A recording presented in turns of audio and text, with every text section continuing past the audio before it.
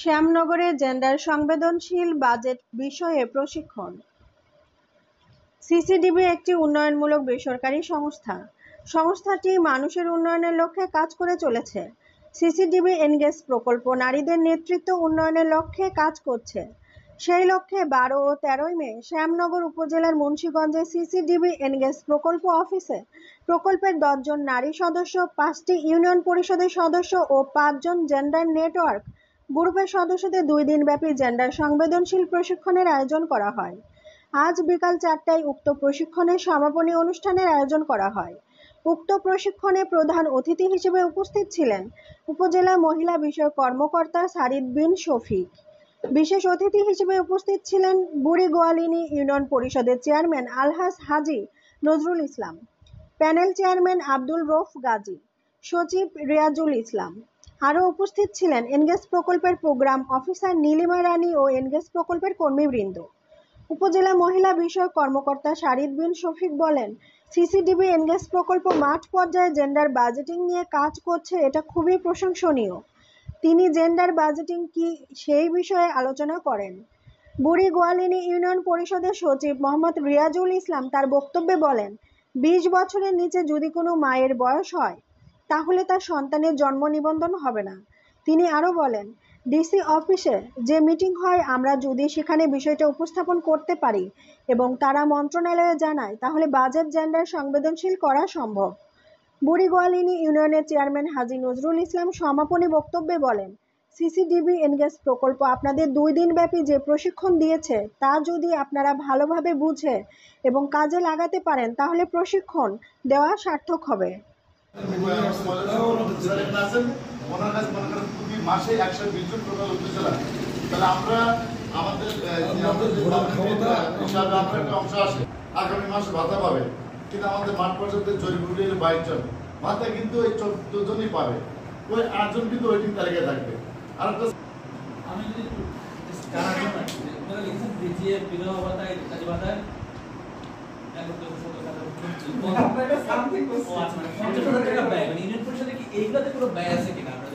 সামাজিক নিরাপত্তা না, সামাজিক নিরাপত্তা আপনাদের তো ব্যয় নাই, 1 টাকা ব্যয় নেই, কারণ আমার বাজেটে নাই।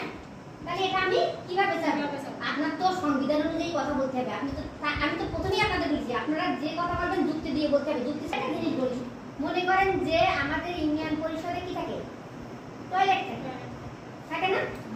এইবার টয়লেট, কিন্তু টয়লেটের বাজেট যদি আসে, সেখানে যদি বাজেট থাকে যে কোনো জায়গায়, শুধু ইউনিয়ন পরিষদ যে কোনো জায়গায়, আপনার হচ্ছে মার্কেটও হতে পারে, সেখানে যদি নারী পুরুষের ভাগ না থাকে তাহলে কি কোথায় কত টাকা খরচ হয়েছে আপনি কি হিসাব নিতে পারবেন? না, আপনারা জানেন, কিন্তু আপনাদের জানার কথা না। তো সেই জায়গা থেকে আমি অনুরোধ করবো যে আপনারা যখন এটা দেবেন ইউনিয়ন পরিষদের আয় ব্যয়ের খাতটা ওনাদেরকে একটু, যেটা পরিপত্র রয়েছে, ম্যানুয়াল রয়েছে, এই স্থানীয় সরকার ম্যানুয়াল, এই ম্যানুয়ালে যেন আপনারা একটু ওনাদেরকে ওরিয়েন্ট করে রাখবেন। জেন্ডার বাজেটিং বিষয়টা যদি বলি খুবই সহজ ভাষায়, যে ধরেন একটা বাজেট নিয়েছে, সেই বাজেটে শুধুমাত্র নারীর জন্য 20 টাকা বরাদ্দ দিলাম, পুরুষের জন্য 40 টাকা বরাদ্দ দিলাম, এটা করলেই কিন্তু জেন্ডার বাজেটিং হয় না। মূল কথাটা কি আসলে, মূল চিন্তাটা কি, কেন জেন্ডার বাজেটিং করা হয়? যদি পুরুষের জন্য 20 টাকা থাকে, নারীর জন্য এটা তো হয় না, তো হয় নাকি? ধরেন পুরুষ ভ্যান চালাচ্ছে, কতজন পুরুষ আপনার পরিবারের ইউনিয়ন পরিষদে বা আপনার স্ট্যান্ডে কতজন পুরুষ কাজ করে, আর নারী কতজন কাজ করে আর কি। ওই রকম সব জায়গায় যদি আমরা 20 টাকা পুরুষকে দিই না 20 টাকা নারীকে দিই, তাহলে কিন্তু হবে না। জেন্ডার বাজেটিং এর মূল কথা হচ্ছে সমতা রক্ষা করা, মানে সমান সমতা মানে কি, যে আমার ব্যালেন্স, ধরেন একটা সাইডে 50 কেজি ভার আছে আর একটা সাইডে যদি 30 কেজি ভার দেই, কারণ তার অলরেডি বডি ভার আছে আরো 20 কেজি আর কি, তাহলেই কিন্তু আমার ব্যালেন্স হবে আর কি। যারা পাল্লা দেখেন না, যে দাড়ি পাল্লা যেরকম আর কি, ওরকম ভাবে আর কি। সো আমরা 50 কেজি মারলেই যে ওখানে হবে তার কিন্তু না, অলরেডি তার ওখানে তো ভারী আছে জিনিসটা।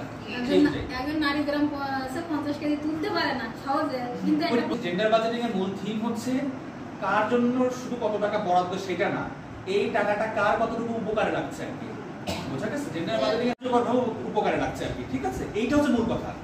আমি টাকা বরাদ্দ দিতেই পারি 40 টাকা নারীর জন্য, কিন্তু সেটা হয়তো নারীর প্রপারলি উপকারে লাগলো না, তাইলে কিন্তু জেন্ডার বাজেটিং হবে না। সহজ কথা, আমি একটা উদাহরণ দিয়ে ছোট করে বুঝাই দিয়ে একদম, আমি বেশি কথা বলবো, 5 মিনিট বলে আমি শেষ করে দেবো আর কি।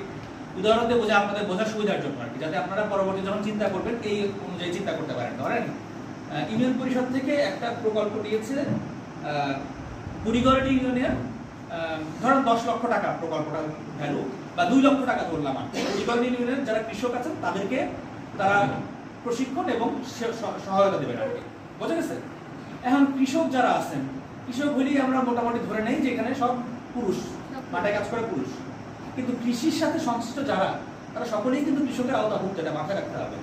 শুধু পুরুষরা ডেফিনেটলি মাঠে কাজ করে, কিন্তু কৃষি ধরেন বীজ পরিচর্যা থেকে শুরু করে মাড়াইয়ের পরবর্তীতে সংরক্ষণ এসব কাজে কিন্তু নারীদের অনেক ইন্টেন্সিভ, মানে অনেক জোরালো তাদের ভূমিকা আছে, কিন্তু তারা কিন্তু সেই কাজগুলো করছে। তো আমার যখন জেন্ডার বাজারিং করবো যখন এই প্রকল্পের, তখন চিন্তা করবে কি বেশ কিছু জিনিস প্রথমে আইডেন্টিফাই করতে হবে যে আসলে এইখানে আমার কি কি সমস্যা আছে। আমাদের এই বুড়িগড় ইউনিয়ন পরিষদের নারী কৃষকের সংখ্যা কিরকম, প্রথম জিনিসটা দেখতে হবে নারী কৃষকের সংখ্যা কিরকম। আমরা একটু যে কোনোভাবেই হোক না কেন এটা আমরা খুঁজে বের করার চেষ্টা করবো। তারপরে কি করবো, এই নারী কৃষকের চাহিদাটা কি, প্রয়োজনটা কি, এই জিনিসটা আমরা আইডেন্টিফাই করবো। প্রথম মানে কাজ হবে আমাদের দুইটা জিনিস, যে সংখ্যাটা বের করা এবং তাদের প্রয়োজনটা কি, তাদের সাথে কোথায় কোনো সমস্যা আছে, এই দুইটা জিনিস বের করা।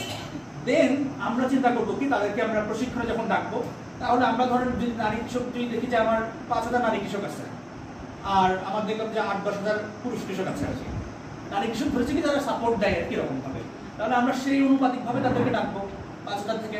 আমরা নিশ্চিতভাবেই 5,000-এর জায়গায় 5,000-কেই ডাকবো না, আমরা আনুপাতিক হারে তাদেরকে ডাকবো প্রশিক্ষণের জন্য। দেন কি করবো, আমরা তাদের জন্য প্রশিক্ষণ যে টাইমটা করবো, আমরা সেই প্রশিক্ষণ টাইমটা এমনভাবে আমরা অ্যালোকেট করবো, ডিজাইন করবো যাতে এই নারী কৃষকরা তাদের ঘরের কাজের পাশাপাশিও যেন প্রশিক্ষণে এসে সাপোর্ট দিতে পারে, কারণ তাদের কিন্তু ঘরের কাজও করতে হবে, প্রশিক্ষণে আসলে তাদের ঘরের কাজ মন থাকবে না, ঠিক আছে? সো এটাকে আমাদের চিন্তা করতে হবে যখন আমরা জেন্ডার বাজেটিং করবো। আমি আপনাদের জন্য বলছি এটা, ঠিক আছে, কারণ আপনাদেরও এই জায়গাটাকে যদি কখনো করতে যান এই জিনিসগুলো দরকার।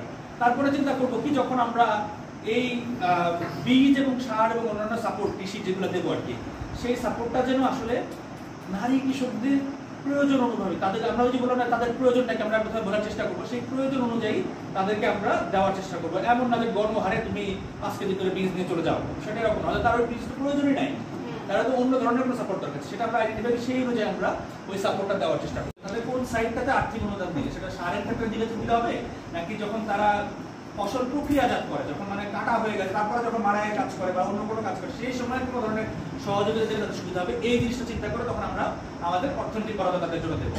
ফাইনালি আমরা যেটা কি করবো, আমরা যখন সমস্ত কিছু আলোচনা করবো তাদেরকে আসলে আমরা তাদের চাহিদা অনুযায়ী, তাদের প্রয়োজন অনুযায়ী, তাদের যেখানে প্রশিক্ষণ সেন্টার হবে সেই প্রশিক্ষণ সেন্টারে আসলে তাদের জন্য ভালো পর্যাপ্ত ওয়াশরুম ব্যবস্থা আছে কিনা, বা তাদের জন্য পর্যাপ্ত, কেউ যদি ধরেন দুগ্ধদানকারী মা হয়ে থাকে তার জন্য আসলে বাচ্চার দুধ খাওয়ানোর জন্য কোনো কর্নার আছে কিনা, এই জিনিসগুলোকেও বিবেচনায় নিব আর কি। তার মানে কি আমি কি বলছি যে শুধুমাত্র 40 জন নারীর মধ্যে মানে 100 জন নারীকে কৃষকের প্রশিক্ষণ দেবো, 50 জন নারী ডাকলে 50 জন পুরুষ ডাকলেন, তাহলে কিন্তু জেন্ডার বাজেটিং হবে না। আপনি ডাকছেন নারীর জন্য আলাদা ওয়াশরুম নাই, ব্যবস্থা করেন নাই, আপনি ডাকছেন আপনি নারীর জন্য আলাদা ধরনের কোনো দুধ খাওয়ানোর জায়গা নেই বাচ্চাকে, আপনি ডেকেছেন আপনি নারীর জন্য কোনো ধরনের কাজের সময়ের জন্য অ্যালোকেশন নাই, তাহলে কিন্তু হবে না। প্রথম কি বলেছি কথাটা বলেন, যে শুধু টাকা খরচ করাটাই বাজেটিং না, জেন্ডার বাজেটিং, কার কতটুকু উপকারে লাগতেছে এইটা হচ্ছে আমাদের জেন্ডার।